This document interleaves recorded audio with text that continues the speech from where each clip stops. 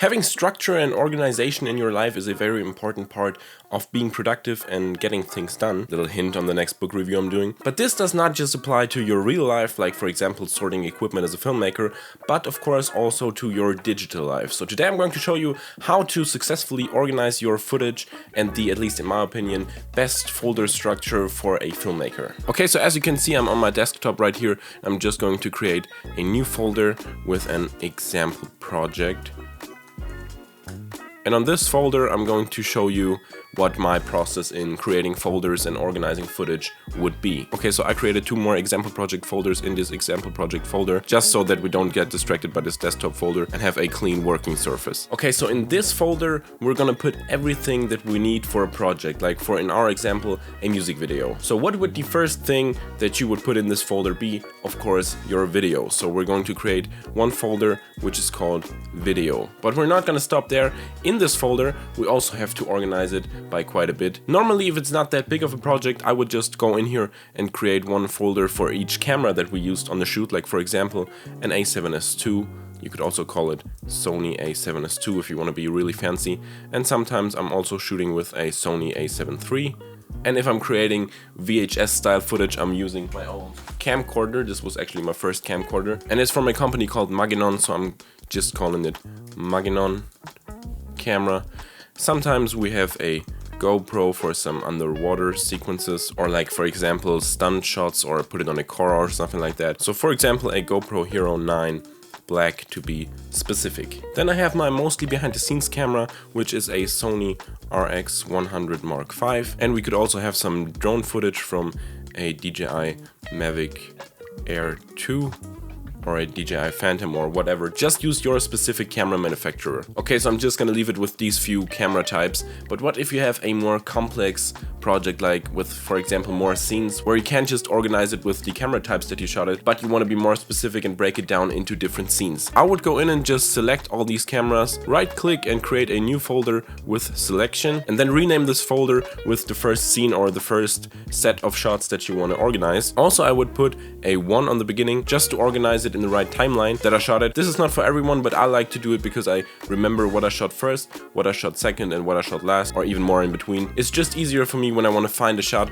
because I know did I shoot it on the first day or on the second day. That's why I'm just going to put 1, 2, and 3 in front of each scene. So for example, 1 would be performance shots, then 2 would be B-roll, and for example 3 the car shots that you did on another day. Then of course you would take all of these cameras, if you did use all of the cameras on every day of shooting, and just copy it into every one of these folders. If you didn't use, for example, your Maginon VHS cam to shoot the car, you can always just move it to the bin and delete it, and you just have the cameras that you used in this folder. Then the second folder I would make in the example project folder, like in the main folder, is of course audio. In here I would divide it by first music, of course the music that you use for the project. You could also do different scenes in here, but I'm not gonna do it for now. But you could of course categorize the music into different scenes. The second folder in the folder audio is SFX for, of course, sound effects. I'm gonna put all of the sound effects that we use for a project in here, like for example footsteps, or a night background, or cat noises, or a dog barking in the distance. All the sound effects go into this folder. Of course, you could also categorize it into different scenes. The next folder I'm creating in the main example project folder is the files folder. We're gonna put all the files in here, like for example a Final Cut library, or an After Effects file, or a Photoshop file. All the files go in here so you can quickly find them if you need to reopen them to re-edit something. If you have just a few files, just put them in the folder. If you have more files and want to organize them, you could also categorize it into Final Cut libraries.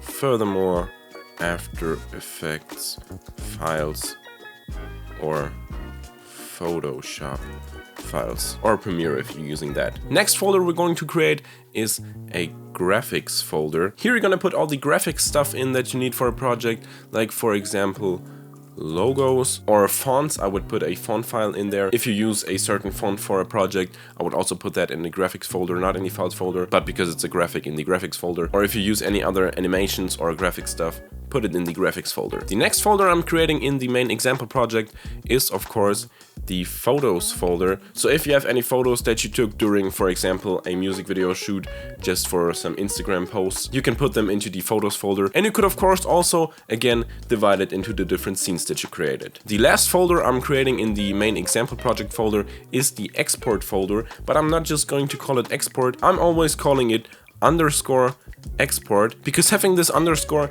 makes it go to the top of the folder. It's not the most visually appealing stuff to have in the folder. This underscore, of course, it looks pretty ugly, but I think it's pretty useful because it takes the export folder to the top. And if you want to watch the exported stuff or you're digging through the archives, you can just really quickly find it by going to the top, clicking on export, and there you have your videos and your thumbnail and your Instagram teasers and everything like that. Also, one thing that is pretty useful if you want to find your videos, you can also find them pretty quickly, because since it has a V at the beginning, it's right down there at the bottom, and you can really quickly find your videos, your export, and everything else is right there as well. And that's already it from this video. That's how I organize and structurize my footage after I shot a music video and I'm going into the editing. I really hope you enjoyed this video and you learned something new. Maybe you're applying this folder structure to your workflow as well. If you do, be sure to let me know down in the comments. Also, you can find a zip file of this example project folder down in the description, which you can download for free on my Sellfy store if you don't want to go through the struggle of creating this folder. Also, if you enjoyed this video, be sure to give it a thumbs up, and if you don't want to miss out on any future videos on the topic of filmmaking, then also consider subscribing and hitting the bell icon so you don't do that. And I'll hopefully see you in the next video. Goodbye!